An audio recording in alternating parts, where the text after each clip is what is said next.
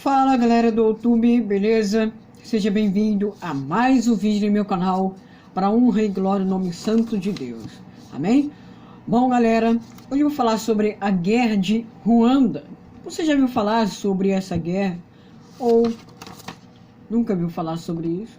Mas hoje eu especulei sobre essa guerra que ficou na história.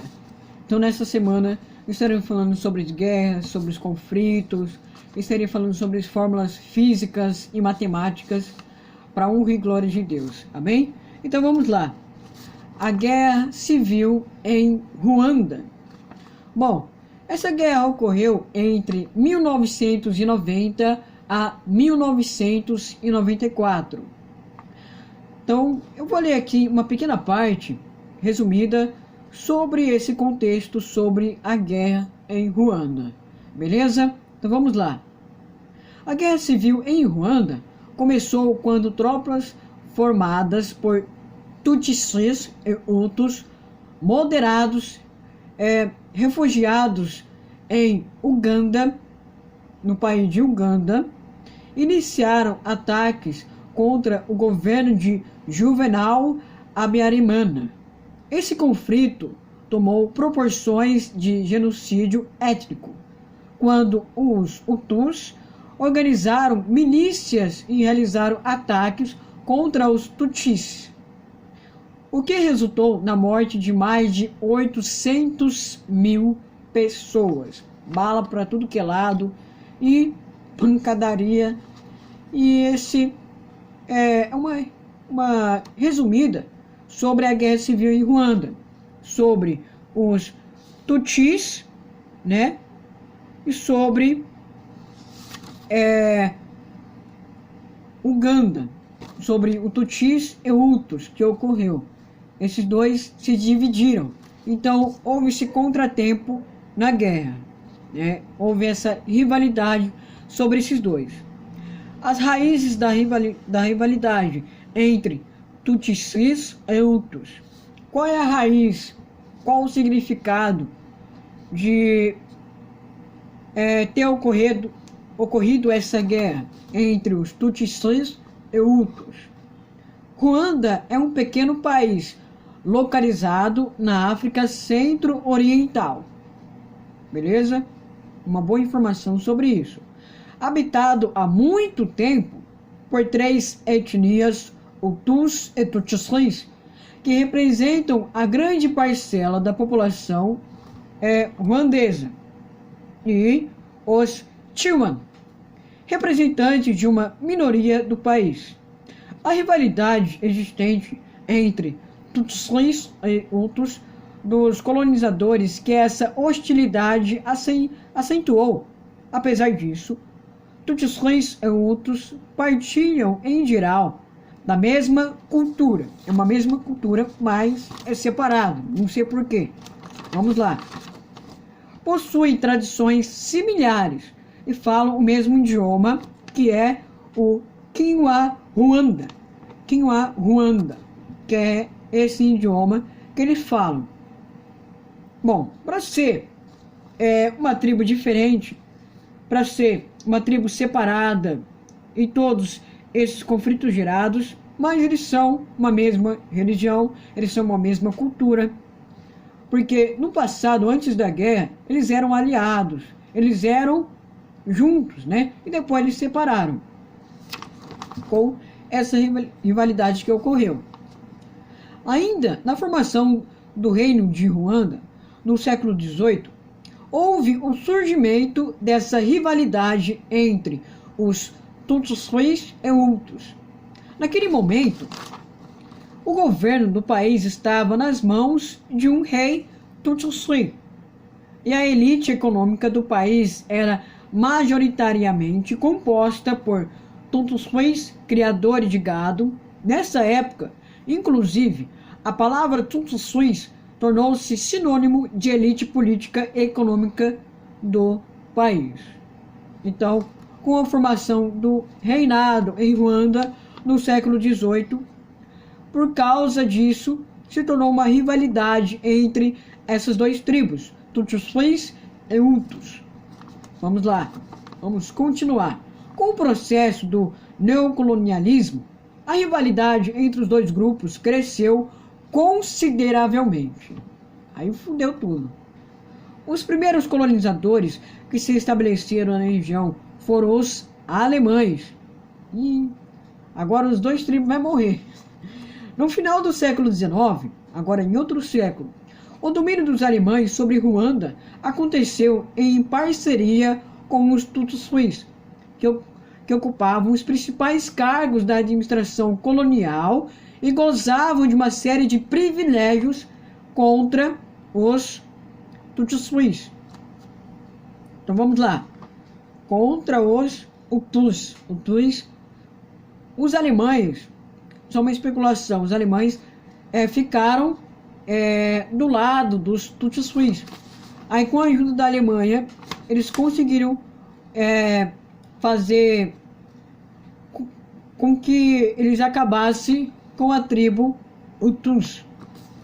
Essa etnicização de Ruanda identificou-se quando os belgas assumiram a colonização do país. Os belgas são os bélgicos. Assumiram a colonização do país da década de 1910. Aí, depois de outro século, 19, depois de 20 e 21. Os Tutsis permaneceram como uma classe possuidora de privilégios em detrimento dos Hutus, porque os europeus consideravam os mais europeizados, entre aspas, em razão de seus traços finos do rosto e pele mais clara, e por isso foram considerados superiores pelos belgas. Essa separação étnica foi acentuada a partir da década de 1930, quando os belgas passaram a exibir a emissão de cartões de identidade que informavam a etnia dos habitantes de Ruanda. Então teve esse problema, né? Continuando. Com o processo de descolonização da África, que ocorreu na década de 1950, os movimentos independentistas ganharam força no país. Esses movimentos, em geral, liderados por Hutus, desejavam garantir a independência do país, né? E, por fim, aos privilégios dos Tutsis. O processo de independentista em Ruanda resultou na Revolução Ruandesa em 1959. Aí não teve jeito de buscar a independência do país Ruanda, que ratificou a independência do país em 1962. Durante esse processo revolucionário, surgiu no país um movimento supremacista, o qual defendia a prevalência dos Hutus sobre os Tutsis. Então, quem começava a mandar no século XX era os Hutus, mudou de lado. Quando no século XVIII, entre o século XIX, quem estava mandando era os Tutsis. Já no século XX, mudou. Afirmava que estes seriam forrasteiros que teriam migrado da Etiópia para Ruanda, séculos atrás. O presidente eleito após a independência da Ruanda, Gregoire Kayibanda, colocou em prática uma política de perseguição aos Tutsis, que levou milhares de pessoas a refugiarem em países vizinhos, como Uganda e Burundi. Você parece estranho assim, né? Burundi, nunca ouvi falar do país desse, Burundi, Uganda. Isso é muito fundamental de estudar. Esse país existe, Burundi. Muito estranho, né? Mas isso faz parte. Com o tempo, você vai entendendo sobre esses nomes diferentes de países. É bem estranho, eu te falo. Bom, continuando, Juvenal Habyarimana e a guerra civil em Ruanda. Então vamos lá. Partindo agora para o final do século XX.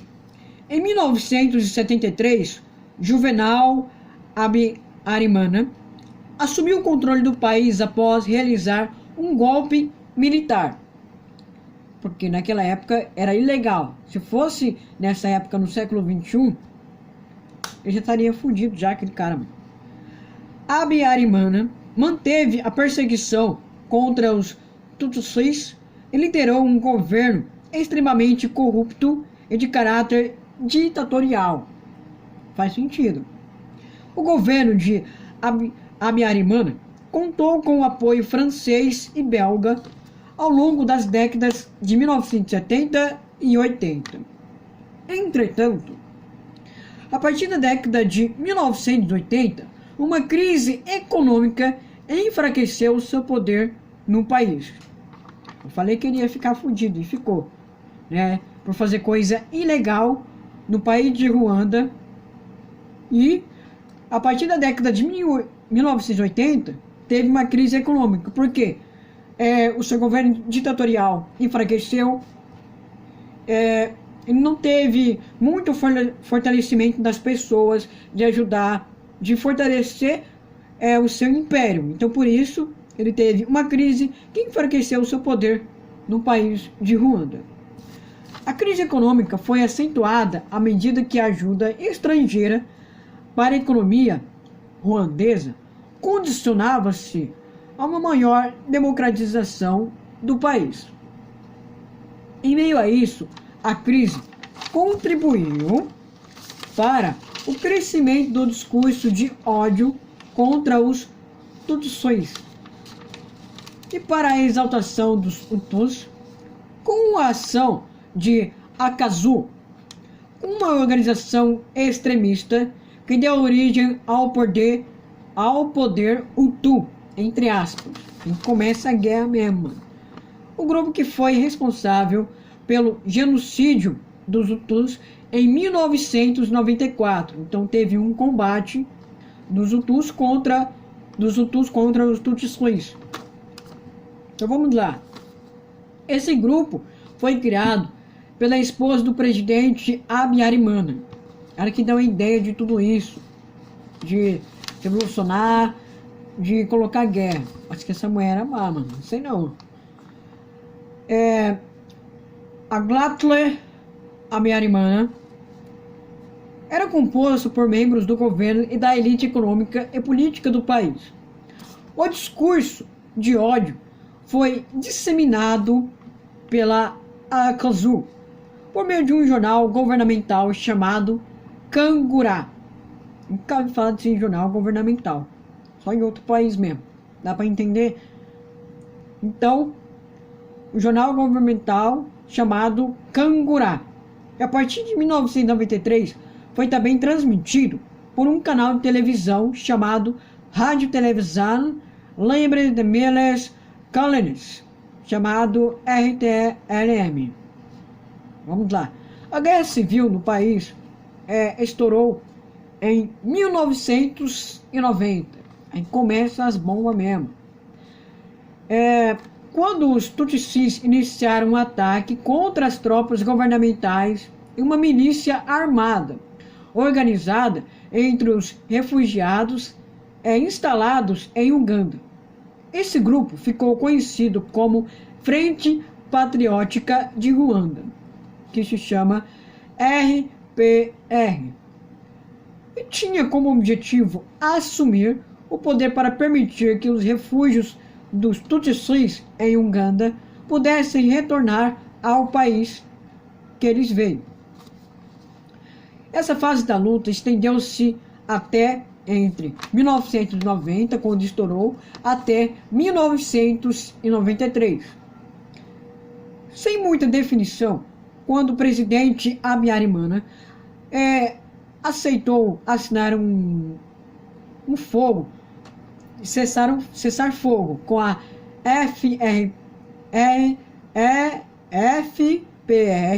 que é Frente Patriótica de Ruanda, e estabelecer alguns acordos entre as partes, além do término do conflito.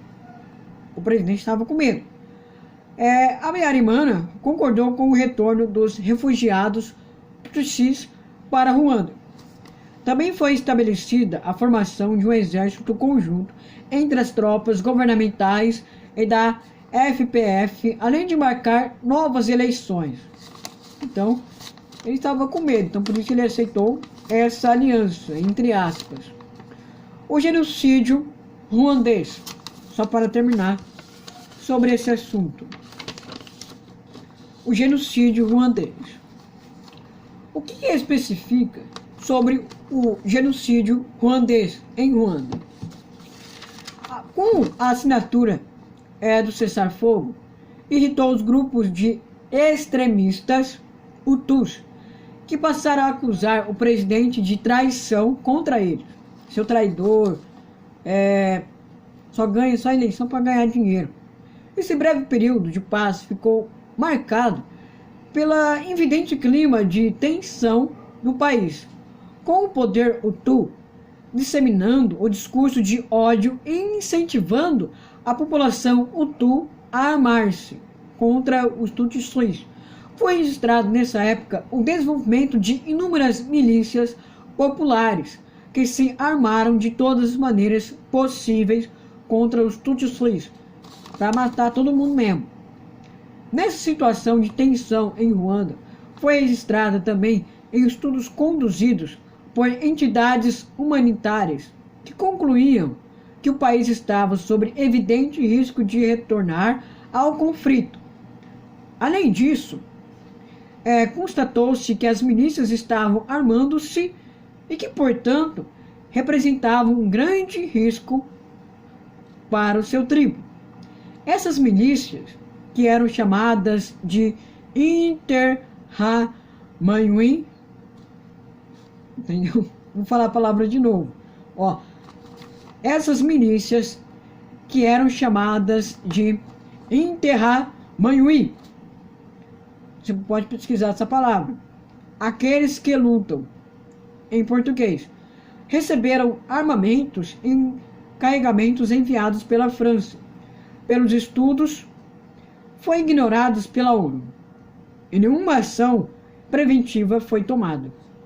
Sorte disso. Em 6 de abril de 1994, o presidente voltava da Tanzânia quando seu avião foi atacado nas proximidades do aeroporto de Kigali, capital de Ruanda. Kigali, capital de Ruanda. Como resultado desse incidente, no qual todos os tripulantes morreram. Meu pai do céu, uma tragédia. O poder Hutu imediatamente acusou os Tutsis de terem realizado o ataque contra o presidente. Seu traidor, seu malheitor. Isso foi utilizado como protesto para retomar o conflito, iniciar a população Hutu a promover ataques contra a população Tutsi. Então, não parava esse conflito, né? Até que o presidente metia a bomba. Eu não sei se ele morreu, mas está falando aqui no texto que todo mundo morreu. Então ele morreu também. Os 100 dias seguintes à morte do presidente Habyarimana foram marcados pelo terror. Aí, com a morte do presidente, acho que todo mundo saía da rua para matar um outro. Em Ruanda, os extremistas Hutus tomaram o poder e promoveram um grande genocídio no país. Os Hutus, armados principalmente com facões, dá para você entender, facões, realizaram grande perseguição contra os Tutsis e efetuaram grandes massacres por toda Ruanda. Nesse período, estima-se que cerca de 800 mil Tutsis tenham perdido a vida. Nossa Senhora, muita pessoa. Vamos lá para terminar. Por todo o país, estradas foram fechadas por milícias e todos que passavam por elas deveriam mostrar suas identidades, que registravam a etnia, né? Se, por exemplo, se estava de uma etnia, aí se está registrado que você é da outra, pai do céu, Os caras metiam bala na hora. Muitas vezes que o governo fornecia as informações para localizar os Tutsis com o objetivo de matá-los, durante esse período, não houve nenhum tipo de mobilização internacional para impedir o genocídio em curso. Não dava. Era conflito, tribo contra tribo, uma loucura só a toda. Para terminar e para finalizar, o massacre promovido pelos Hutus somente foi interrompido quando criaram a FRP, que é Frente Patriótica de Ruanda, FPR. Às vezes eu esqueço, mas isso é normal, tá? Eu sei. Conseguiu conquistar Mingali, que é a capital de Ruanda, destituindo os extremistas do poder de Ruanda. Após isso, ainda foram registrados ataques contra os Hutus em represália, contabilizando-se o número de Hutus mortos em torno de 60 mil, depois que parou um pouco. Calcule-se ainda que cerca de 1 milhão de pessoas tinham morrido, de 1990 até 1994. O governo instalado pela FPR proibiu as divisões étnicas no país após o genocídio ruandês. Depois disso, fechou a fronteira das duas tribos, porque não dava mais. Era muito combate, era muito genocídio. Então, muitas pessoas mesmo morreram. Entre 1990 a 1994, cerca de 1 milhão de pessoas morreram no país de Ruanda, por causa dos conflitos gerados entre essa rivalidade entre essas duas tribos, Tutsis e Hutus. Como eu falei aqui, a partir dessa história, terminou em 1994, iniciou em 1990 a Guerra Civil em Ruanda. Por que ocorreu isso, Lucas? Porque se separaram. Então, por isso, as duas tribos não gostaram mais um do outro. Eram tudo juntas, paz, era amor, era incentivo para cada uma das tribos. E gerou esse genocídio no país de Ruanda. Aproximadamente mais de 1 milhão de pessoas, como eu falei, morreu entre 1990 e 1994. Gostou dessa história sobre Ruanda? Você pode pesquisar também no YouTube, você pode pesquisar pela internet, no Google. Alguns conflitos, você pode ver imagens sobre a guerra, sobre essa guerra civil de Ruanda. Você pode também ver vídeos estabelecidos sobre isso, que caracterizam sobre essa rivalidade. Eu acho que até hoje tem essa rivalidade. Você pode pesquisar. Será no século XXI, será que os Tutsis e Hutus eles são ao contrário um ao outro? Ou eles são juntos novamente no século XXI? Deixe no comentário, beleza? Para honra e glória de Deus. Então foi esse vídeo de hoje, galera. Espero que vocês tenham gostado deste vídeo sobre a guerra civil em Ruanda. Espero que vocês tenham prestado atenção sobre essa minha explicação, sobre esses meus estudos que eu estou estudando. Então, antes de eu fazer esse vídeo, eu tinha que ter... Eu li aqui para me entender um pouco, né? Porque alguns países são diferentes, né? Palavras nada a ver, meu Deus, né? Como aquele país, Burundi. Nunca ouvi falar de Burundi, né? Porque você tem que estudar mais, aí você vai entender. Aí e fica igual um palhaço. que é isso, cara, né? Mas isso é normal, beleza? Para honra e glória de Deus. Tenha uma ótima segunda-feira para honra e glória de Deus. Amém? Que Deus abençoe o seu trabalho, os seus estudos, a sua família, o seu caminhar a cada dia. Você possa estar agradecendo a Deus a cada dia da sua vida. Amém? Se inscreve no meu canal, ative o sininho de notificação para não perder nenhum vídeo, que cada dia estarei postando novos vídeos a cada dia, segunda a sexta sobre os meus estudos e sábado e domingo sobre a palavra do Senhor e hinos da harpa cristã. Amém?